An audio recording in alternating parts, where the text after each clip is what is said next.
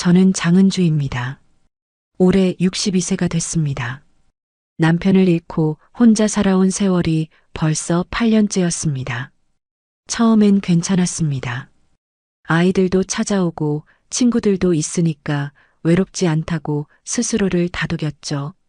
하지만 밤이면 달랐습니다. 텅 빈 침대, 덜컹거리는 냉장고 소리, 그리고 아무도 없는 거실의 정적. 그 모든 게 저를 짓눌렀습니다.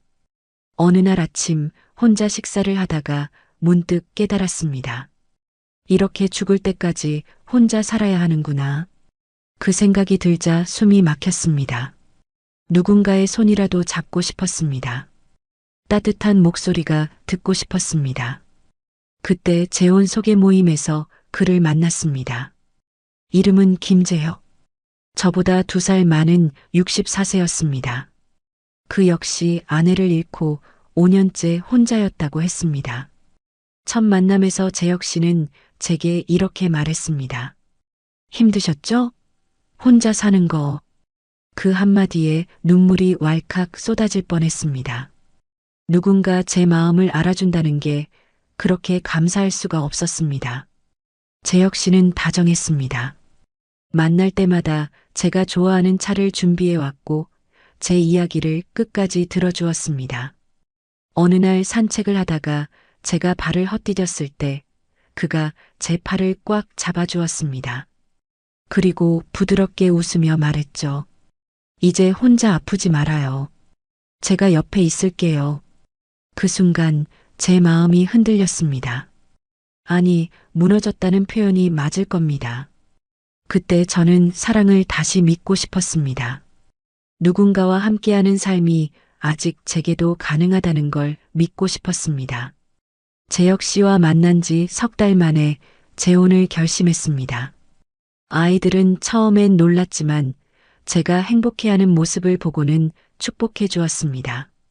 친구들도 좋은 일이라며 박수를 쳐주었습니다. 모두가 응원해 주는 것 같았습니다. 결혼식은 조촐하게 치렀습니다. 가까운 사람들만 모여 식사를 나누고 서로 간단한 인사를 나눴습니다. 재혁 씨는 제 손을 잡고 말했습니다. 남은 인생 행복하게 살아요. 저도 웃으며 고개를 끄덕였습니다. 그날 밤 새로운 집에서 처음으로 잠을 청했습니다. 옆에 누군가 있다는 게 이렇게 안심이 되는지 몰랐습니다. 신혼생활은 평온했습니다. 아침마다 재혁 씨가 커피를 내려주었고 저는 그에게 간단한 아침을 준비해 주었습니다. 저녁이면 함께 산책을 나가고 주말엔 영화를 보러 갔습니다. 평범한 일상이었지만 그게 행복이었습니다. 하지만 어딘가 이상했습니다. 재혁 씨는 자신의 과거에 대해 거의 말하지 않았습니다. 돌아가신 아내 이야기도 젊은 시절 이야기도 꺼내지 않았습니다. 궁금해서 물어봐도 그저 웃으며 말을 돌렸습니다. 그런 건 중요하지 않아요. 지금 우리가 중요하죠. 그렇게 말하는 재혁 씨를 보면서도 저는 이상한 기분을 떨쳐낼 수가 없었습니다. 마치 무언가를 숨기고 있는 것 같은 느낌. 하지만 곧 제 착각이라고 생각했습니다. 의심하는 건 신뢰라고 여겼습니다. 그때는 몰랐습니다. 이 재혼이 제 인생의 가장 큰 후회를 불러올 줄은요. 그리고 40년 전 묻어두었던 기억이 다시 살아나 저를 흔들 줄은요. 행복은 그렇게 조용히 균열을 만들어가고 있었습니다. 결혼한 지 1달쯤 지났을 무렵이었습니다. 그날도 재혁 씨는 아침 일찍 일어나 커피를 내렸습니다. 저는 부엌에서 토스트를 굽고 있었고 창밖으로는 아침 햇살이 따스하게 들어왔습니다. 평범한 아침이었습니다. 너무나 평온해서 이 행복이 영원할 것만 같았습니다. 은주 씨, 오늘 날씨 좋네요. 산책 갈까요? 재혁 씨가 환하게 웃으며 말했습니다. 저도 웃으며 고개를 끄덕였습니다. 그렇게 우리는 오전 내내 집 근처 공원을 걸었습니다. 재혁 씨는 제 손을 꼭 잡아주었고 가끔 농담도 건넸습니다. 하지만 그날 오후부터 분위기가 달라졌습니다. 집에 돌아와 짐을 정리하던 중 제가 안방 옷장 옆 서랍을 열려고 했습니다. 제 옷가지를 정리하려던 참이었죠. 그런데 재혁 씨가 갑자기 제 손을 붙잡았습니다. 은주 씨, 그 서랍은 열지 말아요. 그의 목소리가 평소와 달랐습니다. 조금 낮고 단호했습니다. 저는 놀라서 그를 쳐다봤습니다. 왜요? 제 옷 좀 넣으려고 했는데. 재혁 씨는 잠깐 망설이더니 어색하게 웃었습니다. 거기엔 예전 물건들이 있어요. 돌아가신 아내 것들이요. 아직 정리를 못했습니다. 보시면 기분 나쁘실까봐. 그렇게 말하는 재혁 씨의 표정이 어딘가 불편해 보였습니다. 저는 괜히 미안한 마음이 들었습니다. 아, 그러셨구나. 괜찮아요. 천천히 정리하세요. 그 뒤로 재혁 씨는 그 서랍에 대해 한 번 더 말했습니다.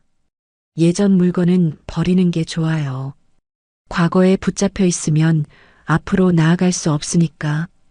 그 말이 이상하게 마음에 걸렸습니다. 왜 그렇게 강조하는 걸까? 단순히 돌아가신 아내의 물건 때문일까? 아니면 다른 이유가 있는 걸까? 며칠이 지나도 그 생각이 머릿속을 떠나지 않았습니다. 저는 서랍을 보지 않으려 애썼지만 지나칠 때마다 시선이 그쪽으로 갔습니다. 궁금증이 자꾸만 커졌습니다. 그러던 어느 날 밤이었습니다. 재혁 씨는 친구 모임이 있다며 외출했습니다. 저는 집에 혼자 남았습니다. 텔레비전을 켜고 드라마를 보려 했지만 집중이 되지 않았습니다. 자꾸만 안방 쪽으로 발걸음이 향했습니다. 결국 저는 안방으로 들어갔습니다. 옷장 옆 서랍 앞에 섰습니다. 손잡이를 잡았습니다. 심장이 빠르게 뛰었습니다. 이건 잘못된 일이라는 걸 알았습니다. 남편이 열지 말라고 했으니까요. 하지만 손은 이미 서랍을 열고 있었습니다. 끼익 하는 소리와 함께 서랍이 열렸습니다. 안에는 낡은 물건들이 가득했습니다. 오래된 시계, 색바랜 손수건, 몇 장의 사진. 돌아가신 아내의 물건들인 것 같았습니다. 저는 조심스럽게 물건들을 하나씩 들여다봤습니다. 그때였습니다. 서랍 구석에서 오래된 필름 봉투가 보였습니다. 갈색으로 변색된 아주 오래된 봉투였습니다. 저는 그걸 꺼냈습니다. 봉투를 열자 안에서 무언가가 툭 떨어졌습니다. 편지였습니다. 낡은 봉투에 담긴 누렇게 바랜 편지 한 통이었습니다. 저는 손이 떨렸습니다. 편지 겉면을 보는 순간 숨이 멎는 것 같았습니다. 받는 사람 이름이 적혀 있었습니다. 장은주. 바로 제 이름이었습니다. 어떻게 이럴 수가. 재혁 씨의 서랍에 왜 제 이름으로 된 편지가 있는 거죠? 누가 쓴 건지, 언제 쓴 건지, 왜 여기 있는 건지. 머릿속이 복잡했습니다. 저는 편지를 펼쳐보려다가 멈췄습니다. 현관문이 열리는 소리가 들렸기 때문입니다. 재혁 씨가 돌아온 겁니다. 다급하게 편지를 다시 봉투에 넣고 서랍을 닫았습니다. 그리고 황급히 거실로 나왔습니다. 재혁 씨가 신발을 벗으며 말했습니다. 일찍 끝났네요. 은주 씨, 안 주무셨어요? 저는 억지로 웃으며 대답했습니다. 네, 드라마 보고 있었어요. 하지만 제 목소리가 떨리는 게 느껴졌습니다. 재혁 씨는 제 얼굴을 잠깐 쳐다보더니 아무 말 없이 안방으로 들어갔습니다. 그날 밤 잠을 이룰 수 없었습니다. 제 이름으로 된 편지, 재혁 씨의 서랍에 숨겨진 그 편지. 도대체 누가, 왜, 언제 쓴 걸까?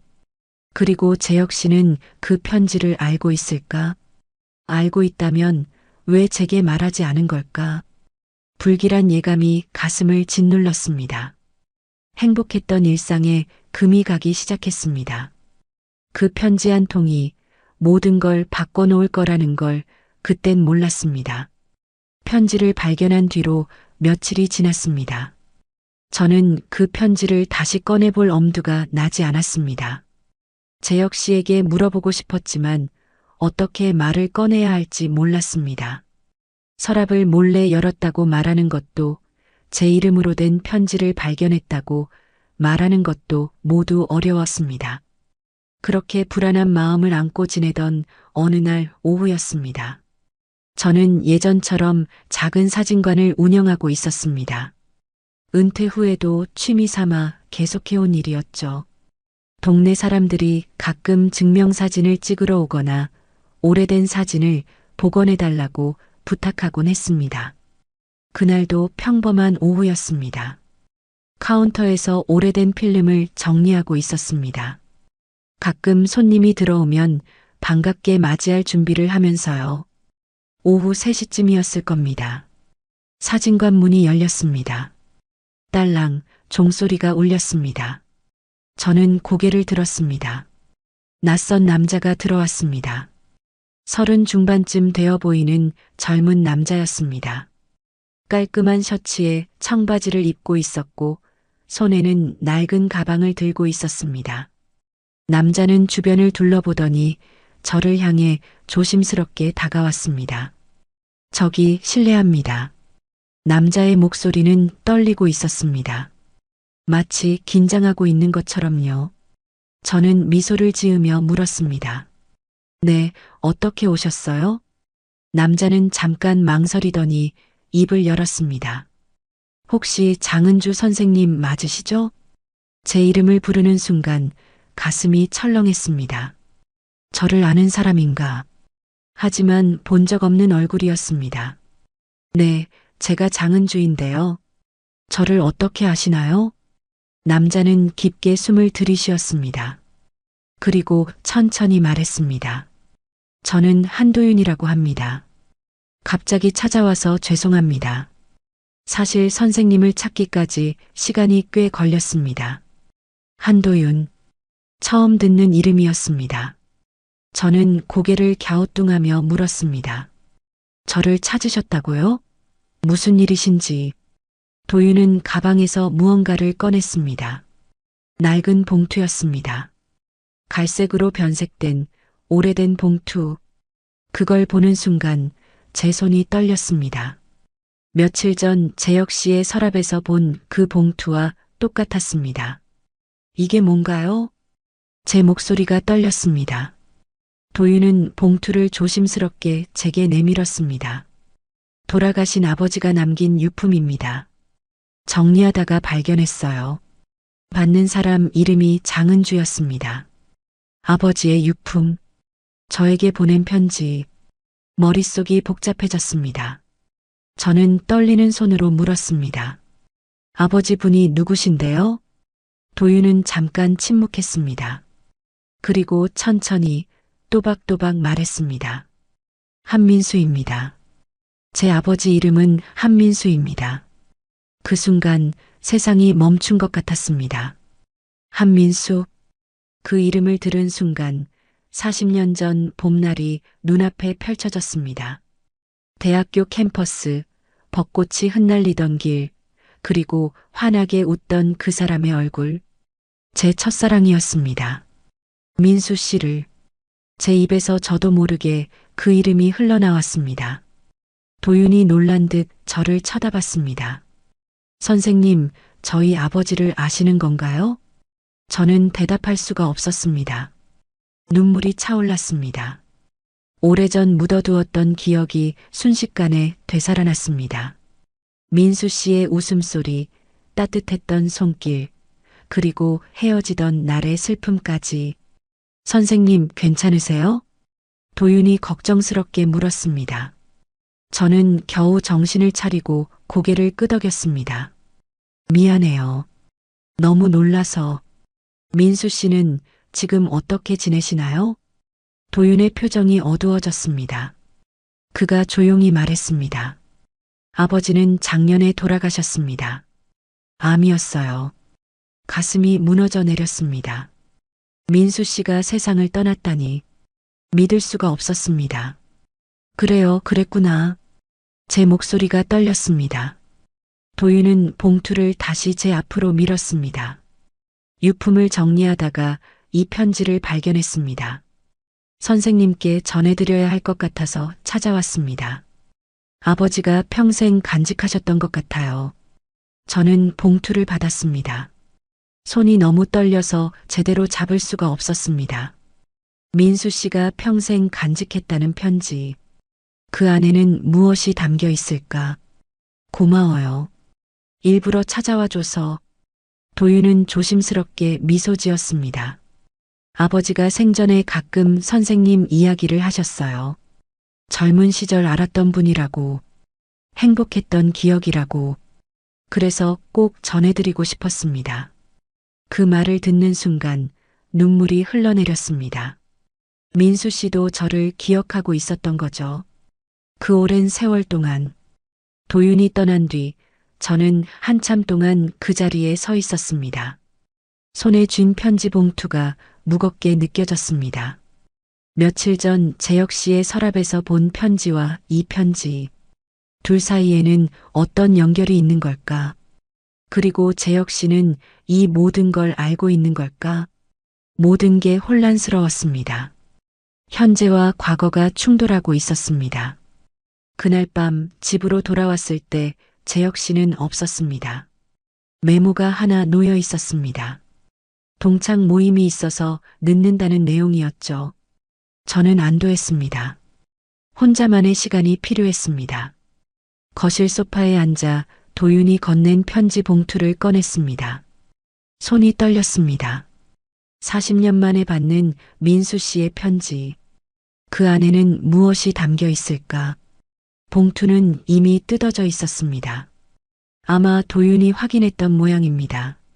저는 천천히 편지를 꺼냈습니다. 누렇게 변한 종이, 바래진 잉크, 그 모든 게 세월의 흔적이었습니다. 편지를 펼쳤습니다. 민수 씨의 글씨였습니다. 40년이 지났지만 그 글씨체를 기억하고 있었습니다. 조금 삐뚤빼뚤하지만 정성스러운 글씨. 편지를 읽기 시작했습니다. 은주야. 첫 문장부터 눈물이 쏟아졌습니다. 그 다정한 호칭. 오랜만에 듣는 민수 씨의 목소리 같았습니다. 이 편지를 내가 읽고 있다면 나는 이미 세상에 없겠지. 미안하다. 살아생전에 전하지 못한 말들을 이렇게밖에 할 수 없어서 가슴이 먹먹해졌습니다. 민수 씨는 자신이 떠날 걸 알고 이 편지를 썼던 겁니다. 은주야, 내가 널 떠난 건 사랑이 식어서가 아니다. 너를 지키려면 내가 없어야 했어. 그 문장을 읽는 순간 40년 전 그날이 떠올랐습니다. 벚꽃이 흩날리던 봄날이었습니다. 민수 씨가 갑자기 제게 헤어지자고 했습니다. 아무 이유도 말해주지 않았습니다. 그저 미안하다는 말만 반복했죠. 저는 울며 물었습니다. 왜냐고, 무엇이 잘못됐냐고. 하지만 민수 씨는 고개만 저을 뿐이었습니다. 다른 사람 만났어? 제가 떨리는 목소리로 물었을 때 민수 씨는 고개를 끄덕였습니다. 그게 거짓말이었다는 걸 40년이 지나서야 알게 됐습니다. 편지는 계속 이어졌습니다. 그때 내 집안에 큰 빚이 있었어. 아버지 사업이 망했고 빚쟁이들이 매일 집에 찾아왔지. 너까지 그 고생에 끌어들일 순 없었다. 내가 나 때문에 힘들어하는 걸 볼 수 없었어. 그랬던 거였습니다. 민수 씨는 저를 지키려고 거짓말을 했던 겁니다. 은주야, 너는 행복했니? 좋은 사람 만나서 잘 살았니? 나는 그게 제일 궁금했어. 내가 웃으며 살았다면 내 선택이 옳았다고 믿을 수 있을 것 같아. 눈물이 멈추지 않았습니다. 민수 씨는 평생 저를 걱정했던 겁니다. 제가 행복하길 바랐던 거죠. 미안하다. 사랑한다는 말도 제대로 못했구나. 은주야, 내 평생 가장 빛났던 시간은 너와 함께했던 그 봄날들이었어. 편지를 읽으며 울었습니다. 소리내어 울었습니다. 40년 동안 쌓인 슬픔이 한꺼번에 쏟아져 나왔습니다. 그런데 그때였습니다. 편지 마지막 부분에 뭔가 이상한 게 보였습니다. 민수 씨의 글씨체와 다른 필체였습니다.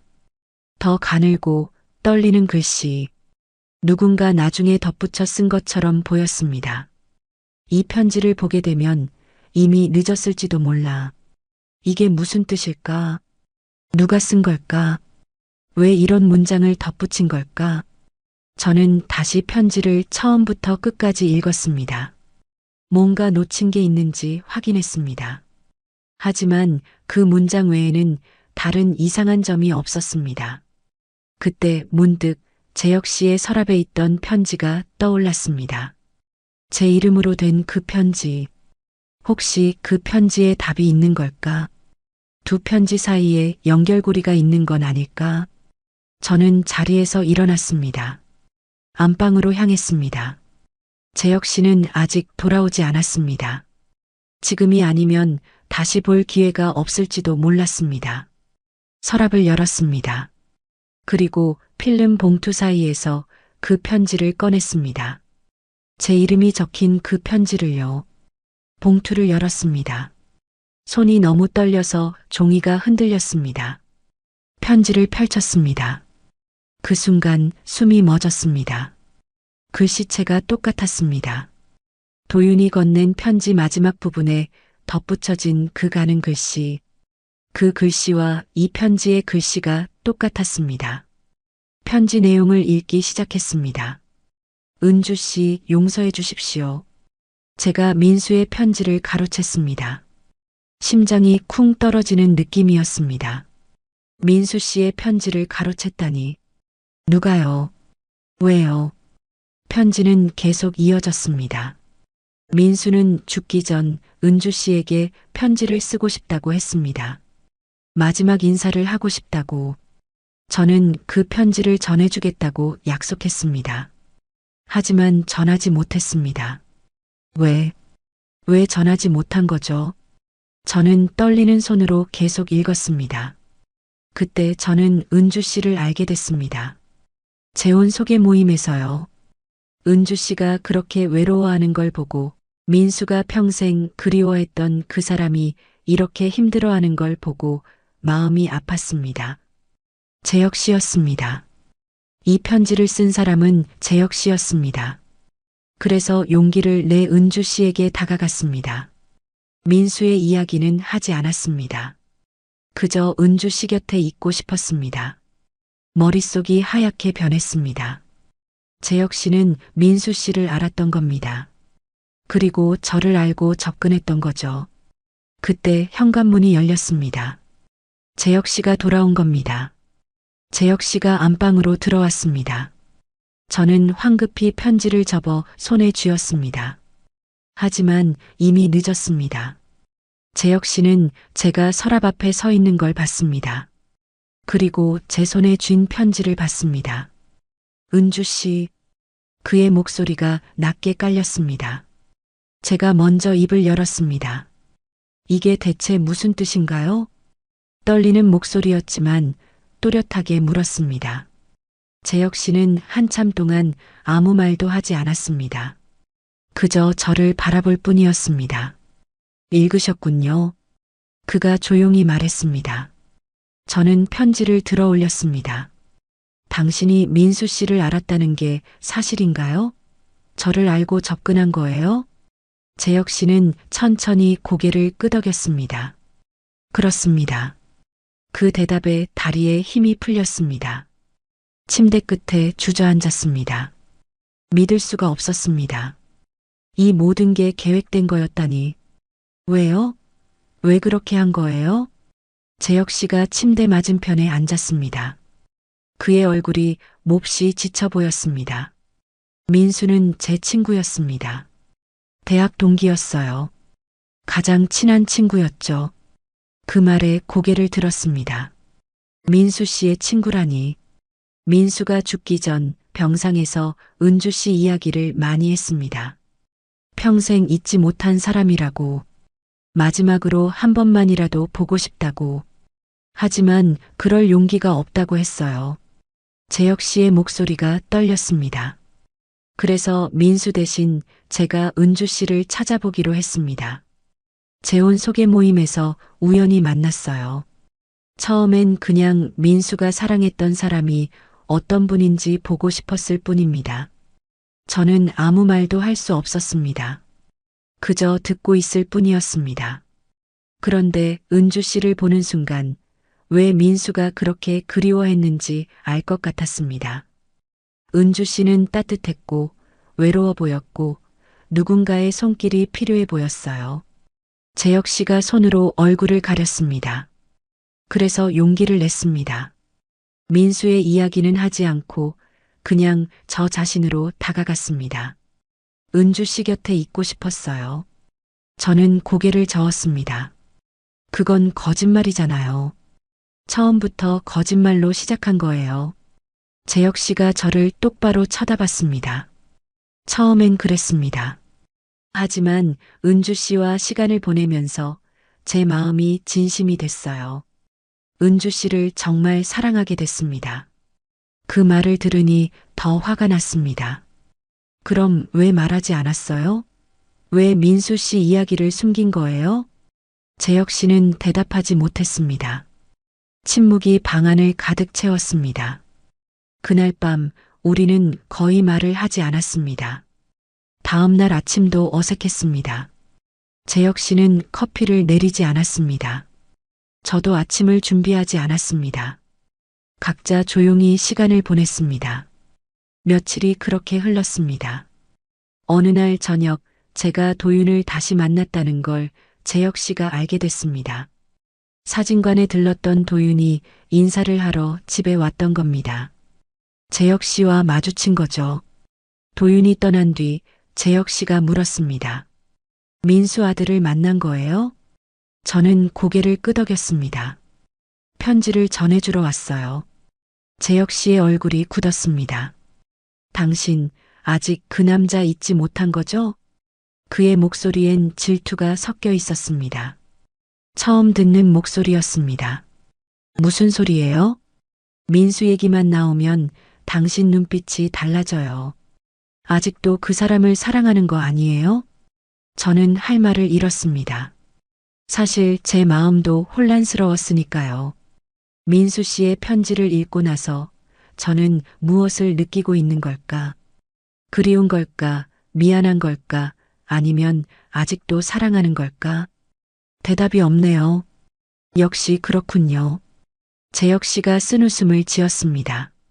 당신도 거짓말한 거예요, 은주 씨. 저를 사랑한다고 했지만 마음 한편엔 여전히 민수가 있는 거잖아요. 그 말에 뭐라 반박할 수가 없었습니다. 재혁 씨는 방을 나갔습니다. 현관문이 쾅 닫혔습니다. 저는 그 자리에 멍하니 서 있었습니다. 한참 뒤 책상 위에 뭔가 놓인 게 보였습니다. 다가가 보니 찢어진 종이 조각이었습니다. 재혁 씨가 남기고 간 것 같았습니다. 종이를 집어들었습니다. 거기엔 이렇게 적혀 있었습니다. 진짜 후회는 사랑을 지키지 못한 거야. 그 문장을 보는 순간 가슴이 무너져 내렸습니다. 사랑을 지키지 못한 것. 그게 후회라는 말. 재혁 씨는 저와의 사랑을 지키지 못한 걸 후회하는 걸까? 아니면 민수 씨가 저와의 사랑을 지키지 못한 걸 말하는 걸까? 알 수 없었습니다. 하지만 한 가지는 확실했습니다. 지금 이 순간 저는 두 남자 사이에서 길을 잃어버렸다는 것. 과거의 사랑과 현재의 사랑, 그 경계에서 혼란스러워하고 있다는 것. 사랑과 후회. 그 경계가 얼마나 아픈지 그제야 알았습니다.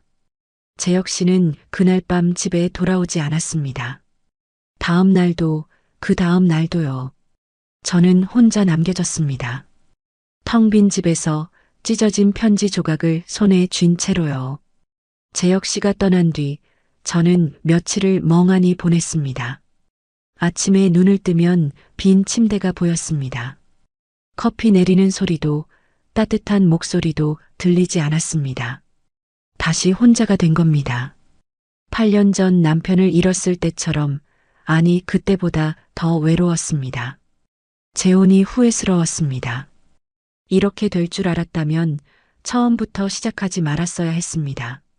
민수 씨의 편지도 재혁 씨의 고백도 모든 게 제 마음을 흔들어 놓았습니다. 사진관에 나가는 것조차 힘들었습니다. 손님들과 대화하는 게 웃는 것조차 버거웠습니다. 그저 하루하루를 버티듯 살았습니다. 그렇게 나흘째 되던 날이었습니다. 사진관 문이 열렸습니다. 고개를 들었습니다. 도윤이었습니다. 며칠 전 재혁 씨와 마주쳤던 그 청년이 다시 찾아온 겁니다. 선생님, 괜찮으세요? 안색이 안 좋으신데. 도윤이 걱정스럽게 물었습니다. 저는 억지로 미소를 지었습니다. 괜찮아요. 요즘 좀 피곤해서. 무슨 일로 왔어요? 도윤은 가방에서 또 다른 봉투를 꺼냈습니다. 이번엔 흰색 봉투였습니다. 지난번 것보다 상태가 좋아 보였습니다. 아버지 책상 서랍을 정리하다가 또 발견했어요. 쓰다만 편지였습니다. 쓰다만 편지. 가슴이 철렁했습니다. 도윤이 봉투를 건네며 말했습니다. 이번 건 미완성인 것 같아요. 날짜도 적혀 있지 않고 문장도 끝나지 않았어요. 그래도 선생님께 보여드려야 할 것 같아서요. 저는 떨리는 손으로 봉투를 받았습니다. 도윤이 조심스럽게 물었습니다. 선생님, 저번에 뵀던 그분은 괜찮으신가요? 제가 너무 갑자기 찾아와서 불편하게 만든 건 아닌지. 재혁 씨를 말하는 거였습니다. 저는 고개를 저었습니다. 아니에요. 당신 잘못이 아니에요. 도윤은 더 묻지 않았습니다. 그저 조용히 말했습니다. 천천히 읽어보세요. 아버지가 정말 전하고 싶었던 말일 거예요. 도윤이 떠난 뒤 저는 문을 닫았습니다. 오늘은 더 이상 손님을 받을 수 없었습니다. 뒷방으로 들어가 봉투를 열었습니다. 편지를 꺼냈습니다. 민수 씨의 글씨였습니다. 하지만 이번엔 글씨가 많이 흔들려 있었습니다. 아마 많이 아플 때 쓴 것 같았습니다. 은주야. 여전히 다정한 호칭이었습니다. 눈물이 또 흘렀습니다. 이 편지를 쓰고 있는 지금 내 몸은 많이 아프다. 의사 선생님은 시간이 얼마 남지 않았다고 했어. 이제 정말 마지막인가 보다. 가슴이 아팠습니다. 민수 씨가 얼마나 힘들었을까. 은주야, 내가 죽고 나면 너에게 이 편지가 전해질까? 도윤이가 잘 전해줄까? 사실 자신이 없다. 내가 이미 행복하게 살고 있다면 이런 편지가 오히려 방해가 될 것 같아서. 민수 씨는 마지막 순간까지도 저를 걱정했던 겁니다. 그래도 꼭 하고 싶은 말이 있어. 은주야, 언젠가 내가 다른 사람 곁에 있더라도 그 사람을 사랑해줘. 그 문장을 읽는 순간 숨이 멎었습니다. 내가 너를 떠났던 건 내 선택이었어. 너에게 짐이 되고 싶지 않았던 내 선택. 그러니 너는 죄책감 가질 필요 없어. 내가 다른 사람과 행복하다면 그게 나한테도 위로가 될 거야. 눈물이 멈추지 않았습니다. 내 곁에 누군가 있다면 그 사람을 진심으로 사랑해줘. 과거에 얽매이지 말고 지금 그 순간을 소중히 여겨줘. 그게 내 마지막 부탁이야. 그 순간 머릿속이 맑아지는 느낌이었습니다. 민수 씨는 저에게 놓아주라고 말하고 있었습니다. 자신을 잊고 현재를 살라고 했습니다. 재혁 씨를 사랑하라고 했습니다. 은주야, 사랑은 소유가 아니야. 사랑은 상대의 행복을 바라는 거야. 내가 웃으며 살 수 있다면 그게 나한테는 가장 큰 선물이야. 편지는 거기서 끝이었습니다. 마지막 문장이 완성되지 않은 채로요. 아마 그때 민수 씨가 너무 힘들어서 펜을 놓았던 것 같았습니다. 저는 한참을 그 자리에 앉아 있었습니다. 그제야 깨달았습니다. 이 재혼은 후회가 아니었습니다. 제 마음의 마지막 숙제였습니다. 민수 씨를 보내는 일, 과거를 정리하는 일, 그리고 현재를 받아들이는 일. 저는 민수 씨를 평생 잊지 못할 겁니다.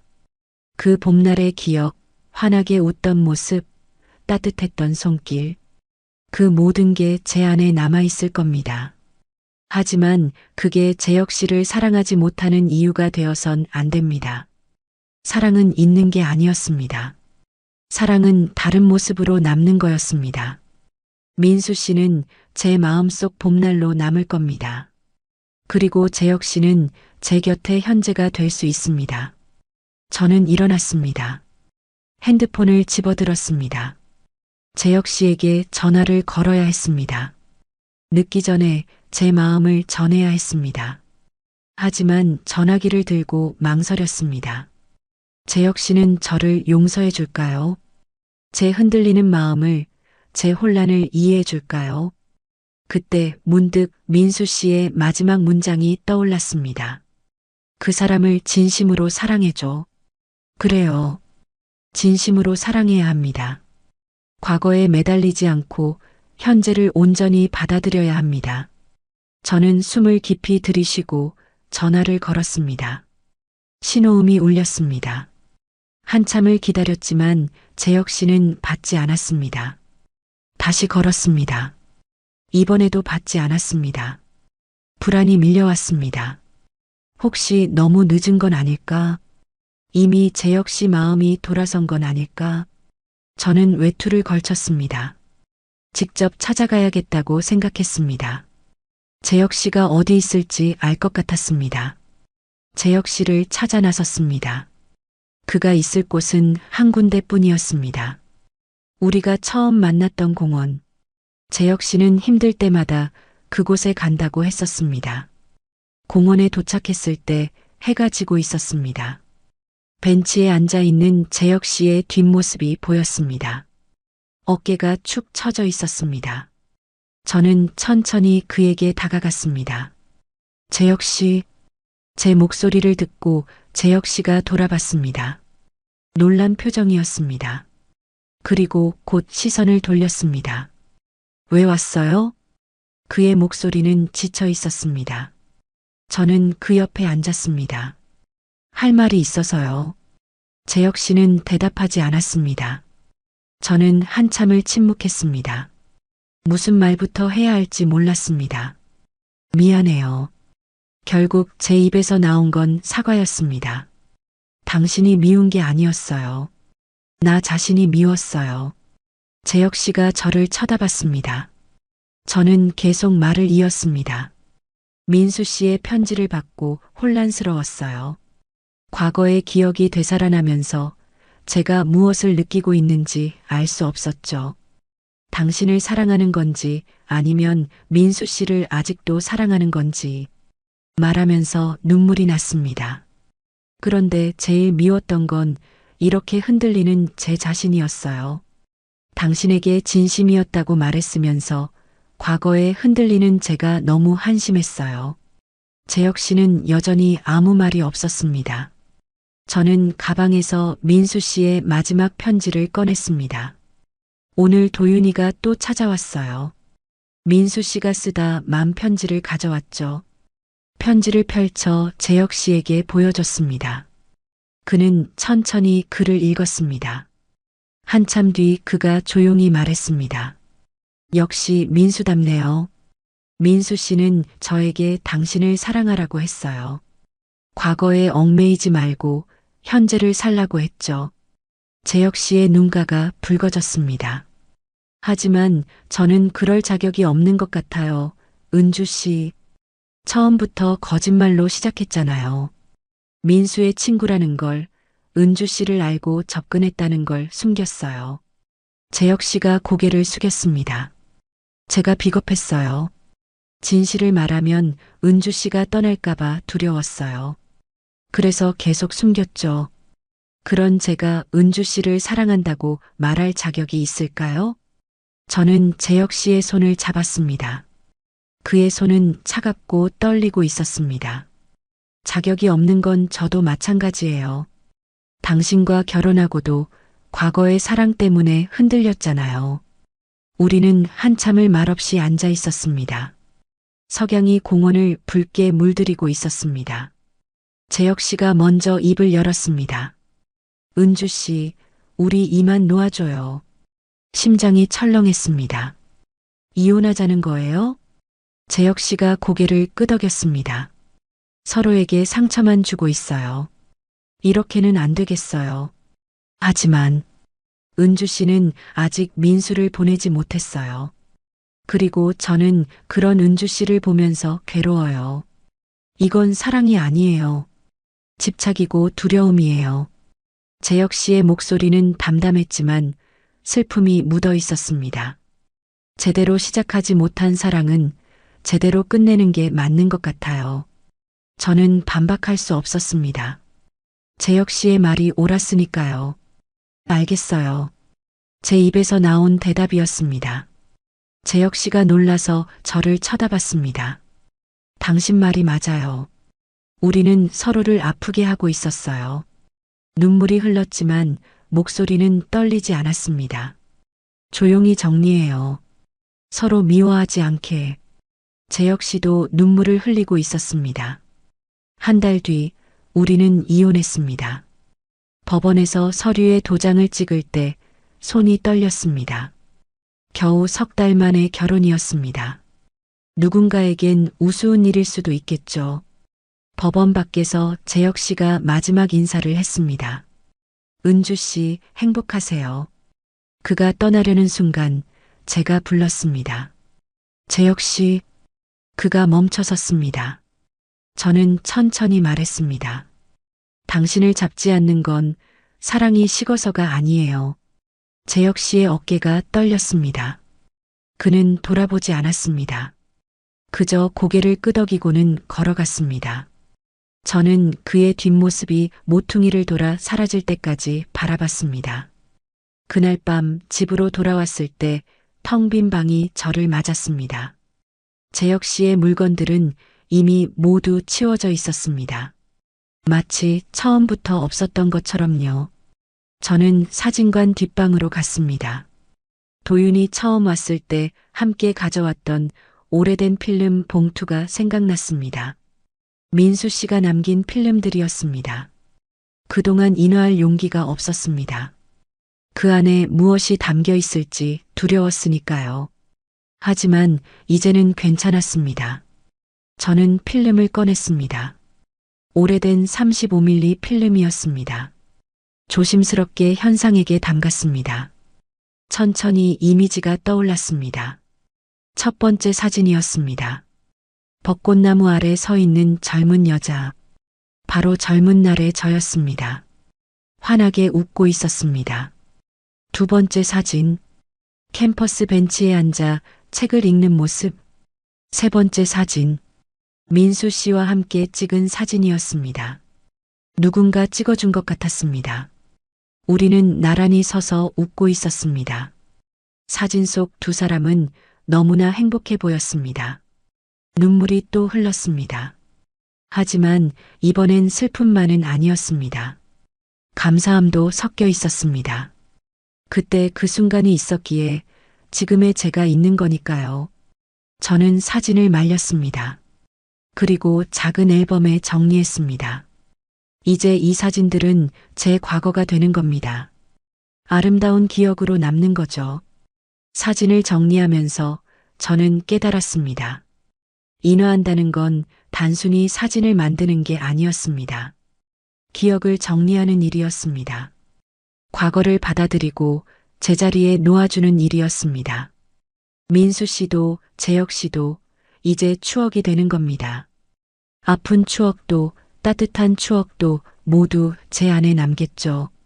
하지만 이제 저는 앞으로 나아갈 수 있을 것 같았습니다. 이혼한 뒤 석 달이 흘렀습니다. 처음 한 달은 힘들었습니다. 아침에 눈을 뜨면 또다시 혼자라는 사실이 무겁게 눌렀습니다. 재혼이 실패로 끝났다는 사실이 저를 괴롭혔습니다. 주변 사람들도 걱정했습니다. 친구들은 안타까워했고 아이들은 괜찮냐며 자주 전화를 했습니다. 저는 괜찮다고 대답했지만 사실 괜찮지 않았습니다. 하지만 시간이 지나면서 조금씩 달라졌습니다. 매일 아침 사진관에 나가 일을 했습니다. 손님들을 맡고 사진을 인화하고 오래된 앨범을 정리했습니다. 그러다 보니 하루하루가 조금씩 가벼워졌습니다. 어느 날은 동네 할머니가 찾아왔습니다. 돌아가신 남편과 찍은 오래된 사진을 복원해달라고 하셨죠. 흐릿한 흑백 사진이었습니다. 저는 정성껏 복원했습니다. 사진을 받으러 온 할머니는 눈물을 흘렸습니다. 고맙네. 이 사진만 보면 그이가 옆에 있는 것 같아. 그 말을 들으며 저도 눈시울이 붉어졌습니다. 사진이란 게 그런 거였습니다. 시간을 붙잡는 일, 기억을 남기는 일, 그리고 사랑을 간직하는 일. 그날 이후로 저는 제 일이 더 소중하게 느껴졌습니다. 어느 봄날 오후였습니다. 사진관 문이 열리고 도윤이 들어왔습니다. 오랜만이었습니다. 선생님, 안녕하세요. 도윤은 예전보다 밝아 보였습니다. 저도 웃으며 맞이했습니다. 어서 와요. 무슨 일이에요? 도윤은 가방에서 작은 상자를 꺼냈습니다. 아버지 유품을 정리하다가 또 발견한 게 있어요. 선생님께 보여드리고 싶었습니다. 상자를 열자 오래된 사진 몇 장이 들어 있었습니다.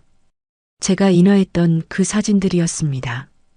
벚꽃나무 아래의 제 모습, 캠퍼스 벤치에서 책 읽는 모습, 그리고 민수 씨와 함께 웃고 있는 모습. 아버지가 평생 간직하셨던 것 같아요. 사진 뒷면에 날짜랑 메모가 적혀 있더라고요. 사진을 뒤집어 보니 민수 씨의 글씨로 적혀 있었습니다. 1985년 4월, 은주와 함께. 내 인생 최고의 봄. 그 문장을 읽으니 눈물이 났습니다. 하지만 예전처럼 슬픈 눈물은 아니었습니다. 도윤 씨, 이 사진들 제가 가져도 될까요? 도윤이 환하게 웃었습니다. 그러려고 가져왔어요. 선생님께 있어야 할 것 같아서요.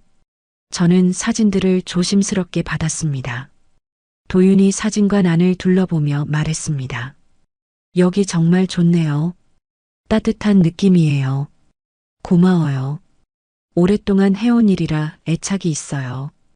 도윤이 벽에 걸린 사진들을 보다가 물었습니다. 선생님은 지금 행복하세요? 갑작스러운 질문이었습니다. 저는 잠깐 생각했습니다. 행복한가? 지금 이 순간 저는 행복한가? 응, 행복해요. 진심이었습니다. 도윤이 미소 지었습니다. 아버지가 살아계셨다면 이 사진을 보고 웃으셨을 거예요. 선생님이 행복하다는 걸 아셨다면 기뻐하셨을 것 같아요. 그 말에 가슴이 따뜻해졌습니다. 이젠 나도 웃을 수 있어요. 저는 조용히 대답했습니다. 정말로 그랬습니다. 이제 저는 웃을 수 있었습니다. 도윤이 떠난 뒤 저는 민수 씨와 함께 찍은 사진을 사진관 한쪽 벽에 걸었습니다. 숨기지 않았습니다. 제 과거의 일부였으니까요. 그날 저녁 집으로 돌아가는 길에 공원을 지나갔습니다. 재혁 씨와 마지막으로 만났던 그 공원이었습니다. 벤치에 앉아 주변을 둘러봤습니다. 아이들이 뛰어놀고 연인들이 산책하고 노부부가 손을 잡고 걷고 있었습니다. 모두가 각자의 시간을 살고 있었습니다.